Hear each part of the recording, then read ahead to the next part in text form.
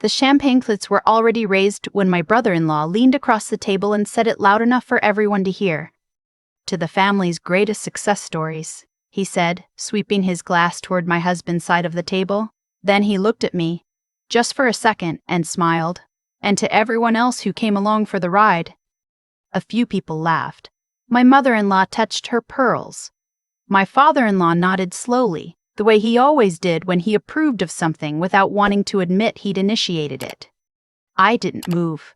I just held my glass and looked at the centerpiece. White orchids, overpriced, flown in for the occasion, and reminded myself that I had known this was coming. Thanksgiving at the Whitmore estate was never really about gratitude. It was about inventory. Who had gained, who had lost, who was still worth including. I just hadn't expected to be the lesson. It hadn't always been this way. When I first married into this family, I thought I'd found the kind of home I'd always wanted. Warm. Established. A place where you actually sat down together for meals and talked about something other than survival. I grew up in a 2-bedroom apartment in Raleigh with a mother who worked double shifts at a hospital pharmacy and a father who sent birthday cards with gas station gift cards inside. Good people, tired people. People who didn't have time to be unkind because they were too busy keeping the lights on.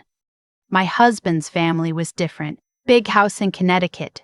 3 generations of money from commercial real estate. The kind of family that had a dedicated china cabinet and actually used it. I wanted to belong to something like that, and for a while, I thought I did. The first sign was small. It was Thanksgiving, 2 years into our marriage. My father-in-law made a toast and thanked everyone who had contributed to the family's success that year. He went around the table. My husband, my brother-in-law, my mother-in-law's charity board, even the family's accountant who was somehow also invited. He skipped me entirely. Not dramatically, not obviously, just moved past me like I was a chair that happened to have a body in it. My husband squeezed my hand under the table. He said later that his father probably hadn't meant anything by it. I believed him because I wanted to. The second sign was less small. I had just started my consulting practice. 3 clients, a sublet office the size of a walk-in closet, and enough self-belief to cover what I lacked in capital. I mentioned it at dinner one Sunday. My mother-in-law asked how many employees I had. When I said it was just me for now, she nodded the way people nod when they've already stopped listening. My brother-in-law asked if I'd looked into something more stable. He said it gently, almost kindly, the way you'd tell someone their haircut didn't suit them. I smiled and said I was happy with what I was building. He said, "That's sweet." That was 3 years ago. I kept building anyway. By the time that Thanksgiving rolled around, the one with the orchids and the toast, I had 41 clients. I had turned down 2 acquisition offers. I had a waiting list. My firm had been mentioned in 3 industry publications and once briefly on a podcast my brother-in-law actually listened to. He hadn't connected the name to mine. I'd checked. I hadn't told my husband's family any of this. Not deliberately at first. It just never felt like the right moment. Then, it started to feel like a choice. A quiet, deliberate choice to let them continue believing what they already believed. Because I'd learned something about this family, they didn't update their opinions easily. You could stack evidence in front of them, and they'd find a way to fit it into the story they'd already decided on. So I waited. I let them keep their story. And I worked. My husband knew. He'd been there through all of it. The early mornings, the client calls at midnight, the 1 week where I ate cereal for every meal because I didn't have time to think about food. He was proud of me in the quiet, steady way that doesn't need an audience. But he also came from this family, which meant he sometimes slipped into their language without noticing. When I told him I'd turned down the second acquisition, he said, "Are you sure?" The way his father would have said it. I didn't hold it against him. I just filed it away. The Thanksgiving invitation came in a cream envelope, which I thought was a bit much for family, but that was the Whitmore way. My mother-in-law handwrote them every year. Mine said, "We'd love for you to join us, as always." As always. Like I was a habit, a recurring event they'd scheduled rather than a person they'd chosen. My best friend told me not to go. She'd watched this family from the outside for 4 years and she saw things I sometimes couldn't from the inside. They're not going to change, she said. You going there every year just lets them practice. She wasn't wrong. But I went anyway. Not because I thought they'd change. Because I was finally ready to stop pretending they already had. The drive up to Connecticut took 2.5 hours. I spent most of it listening to a conference call I'd already won, but wanted to review again, just to feel the ground solidly under me before walking into that house. My husband drove. He'd tried to talk through the family dynamics for the first hour. Who was stressed about what? Which cousin had done something no one was supposed to mention, and then he'd noticed I wasn't really responding and let the quiet settle between us. Just before we pulled through the gate, he glanced at me. You okay? I'm good, I said. You don't have to engage with anything he says. I know. He nodded. He reached over and briefly covered my hand with his. I appreciated that more than I could explain. The house was the same as always. Big federal-style colonial, white shutters, a wreath on the door that cost more than my first month's rent. A catering van was parked to the side, which was new. My mother-in-law had apparently decided that Thanksgiving was now an event that required professional staffing. Inside, everything smelled like wood smoke and butter and something expensive from a diffuser. My sister-in-law was already there, her toddler running circuits around the living room furniture, while she pretended not to chase him. She gave me a real hug, the only genuinely warm one I'd received that weekend. She'd never been part of it, the undercurrent of appraisal, the subtle sorting. She'd married into this family the same way I had, and she had the same mildly shell-shocked look I recognized from my own early years. Fair warning, she whispered, her mouth near my ear. He's already been in the wine. She meant my father-in-law. I thanked her and went to find my coat hook. Dinner was everything I expected and a few things I didn't. The table seated 14. My mother-in-law had done the place cards in calligraphy, which I noticed placed me at the far end, beside my sister-in-law and the cousin who'd just moved back from Portland and was being treated with the mild suspicion reserved for anyone who'd stepped outside the family's geographic radius. My husband was at the other end, near his father, in the seat that meant something in this family's unspoken architecture. The food was excellent. The caterers knew what they were doing. I ate slowly and listened, the way I'd been trained to listen by 4 years of client meetings with people who talked more than they meant to. My brother-in-law was in fine form. He'd closed some deal, commercial property of course, because this family only really trusted money that came from square footage, and he wanted everyone to know the number without quite saying the number. He got there through implication, through the way he talked about the celebration dinner they were planning, through the offhand remark about finally being able to think about upgrading the boat. My father-in-law beamed. I refilled my water glass. At some point, the conversation turned to me. It always did eventually. Not because anyone was particularly interested, but because I was one of the few people at the table who hadn't been accounted for. My brother-in-law asked pleasantly how the little firm was going. I looked up. Really well, I said. Still just you? He asked. No, I said. We've grown. He made a sound that was almost a laugh. How many people? 11 full-time, I said. A few more contracted. That landed differently than he'd expected. I saw it in the way his smile held on a half-second too long. Huh, he said. Good for you. My father-in-law hadn't said anything yet. He was watching me from his end of the table with the expression he used when he was recalibrating. I'd seen it before, when a contractor came in under budget, when a market shifted direction, the slight narrowing, the reassessment. What kind of consulting? He asked. Operations and growth strategy, I said. Primarily mid-market companies preparing for acquisition or IPO. There was a pause. Who are your clients? He asked. I smiled at him. I'm not at liberty to say.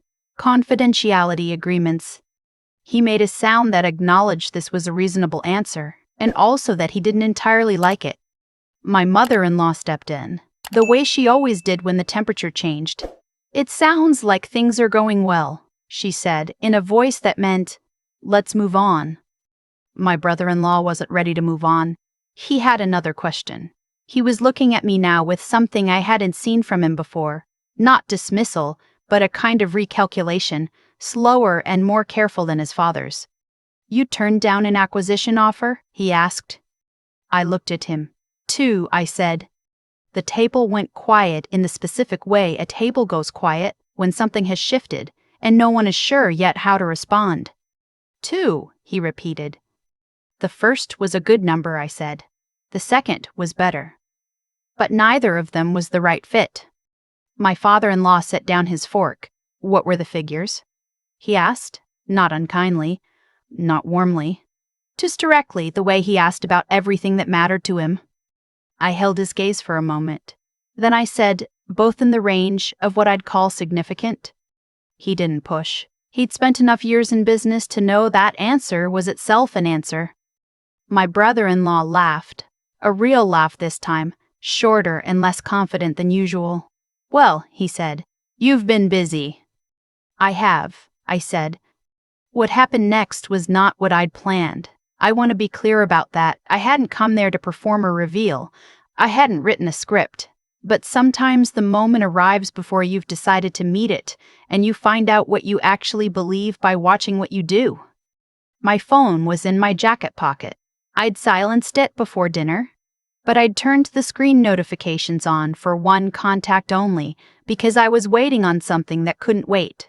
When I felt the vibration, once, then twice, I knew what it was. My father-in-law was talking again. He'd pivoted to a speech about the importance of scale, about how genuine success required infrastructure, capital, institutional backing. He was talking to the table, but I understood he was talking to me. It was a kind speech, in its way, the kind people give when they're still trying to give you a shape they already decided on. I excused myself quietly, stepped into the hallway just past the coat closet where I'd hung my jacket. The email was from my attorney. It was 3 sentences, the kind of 3 sentences that take years to earn the right to receive. I read them twice, then I went back to the table. I don't know exactly what my face looked like when I sat back down. My sister-in-law told me afterward that I looked like someone who just remembered something important. That's as good a description as any. My father-in-law was still talking. My husband caught my eye from across the table. I gave him a small nod. He knew what that meant. He'd been with me long enough to know my small nods. Everything okay? My mother-in-law asked. Yes, I said. Actually, yes, more than okay. My brother-in-law glanced at me. What was that about? I picked up my glass. I thought about saying nothing. I thought about waiting longer. And then I thought about every Thanksgiving, every Sunday dinner, every quiet repositioning at the table where I was placed just slightly out of frame. I thought about the toast tonight, and to everyone else who came along for the ride. You asked earlier about the acquisition offers, I said. My brother-in-law set down his fork. There was a third conversation I hadn't mentioned, I said. Not an acquisition. A different kind of deal. I've been the one doing the acquiring. The room was quiet. I just received confirmation, I said. As of today, my firm holds a controlling interest in Meridian Group. My father-in-law's head came up. Meridian Group. He knew the name. Everyone in commercial real estate in the Northeast knew the name. It was one of the 3 largest mid-market operations consulting firms in the country. It had a client list that included 4 companies his own firm had tried and failed to contract with. He started, then stopped. The recalibration again, but slower this time, more thorough. Congratulations, my sister-in-law said from beside me, and she genuinely meant it, and that made it feel more real than any of the rest. My mother-in-law reached for her glass. My husband was looking at me across the length of that long table with an expression I could not entirely read but didn't need to. I could feel it. My brother-in-law was quiet for a long moment. Then he said, "How long have you been working on this?" 2 years, I said. He nodded slowly. He looked like a man doing arithmetic in his head and not liking where it came out. My father-in-law finally spoke. Meridian's annual revenue is— I know what it is, I said quietly. Not unkindly, just accurately. He looked at me then, really looked at me, for what I realized might have been the first time in 4 years of Thanksgiving dinners. Not at the chair where I happened to be sitting. Not at the gap in the table where the toast had moved past. At me. You should have told us, he said. I considered this. When? I asked. He didn't have an answer, because the answer was that there had been no moment he had made available for me to be anything other than what he'd already decided I was. I needed to build it first, I said, before it could be real to anyone else. We left after dessert. The drive home was quieter than the one there, but differently quiet. Not the silence of holding something back. The silence of people sitting with something that had just settled. My husband drove. Halfway home, somewhere in the dark of the Merritt Parkway with the trees going by in the headlights, he said, "Why didn't you tell me about Meridian?" I thought about the honest answer. Because I needed to know I could do it first, I said. Not because I didn't trust you, because I needed to know what it felt like to do something that was entirely mine, before I handed any of it to anyone else to have an opinion about. He was quiet for a moment. Then he said, "I'm sorry," I said. "Are you sure about the second acquisition offer?" "It's okay." "It's not really." I looked at him in the dark. "No," I agreed. "But I understand how it happened." He reached for my hand. I let him take it. "Your father looked at me differently tonight," I said. "I know. I don't need him to." "I know that too," he said. "But I think it's going to happen anyway." I looked out the window. The trees were just shapes in the dark. The road kept coming. "I didn't do it for them," I said.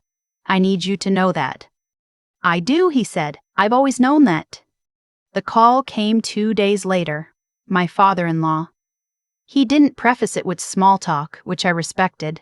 He said he'd been thinking about what I'd said at Thanksgiving. He said he'd done some research. He said, and this was the part I hadn't expected, that he'd been wrong in the way he'd understood my work. He didn't frame it as an apology exactly. It was more like a correction. A man who valued precision finally correcting a long-standing error in his own record. I thanked him for calling.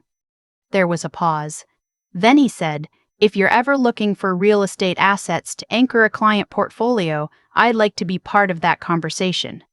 I smiled at the wall of my office. "I'll keep that in mind," I said. After I hung up, I sat for a while in the quiet. Not in triumph. Not in relief. Just in the particular stillness that comes after you've been carrying something heavy for a long time, and you finally put it down, not because someone took it from you, but because you chose to, because you'd carried it far enough, because you'd gone where you needed to go with it, and now you were somewhere else.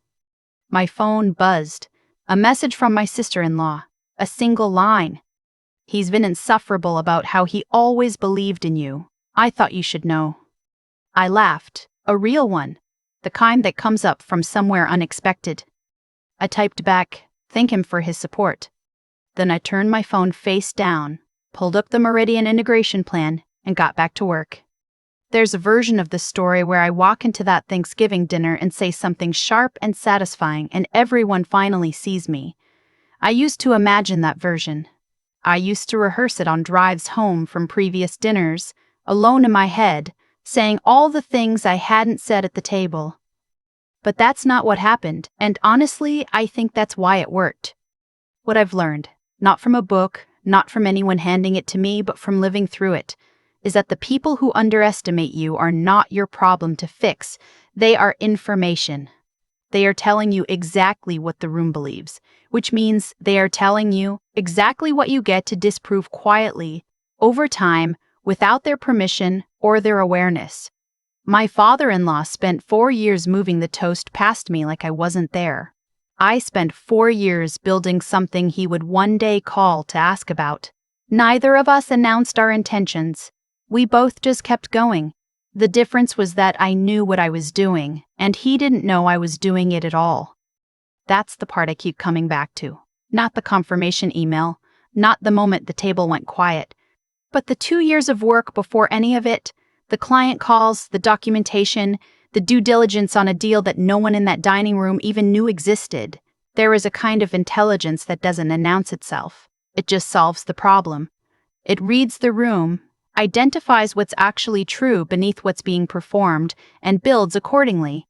I am not the smartest person I know, but I learned early that being underestimated gives you something most people never get: the freedom to think clearly without anyone watching. And you have to have the integrity to use that freedom honestly. Not to get back at anyone. Not to prove a point. I could have taken either of those acquisition offers. The money was real. The validation would have been immediate.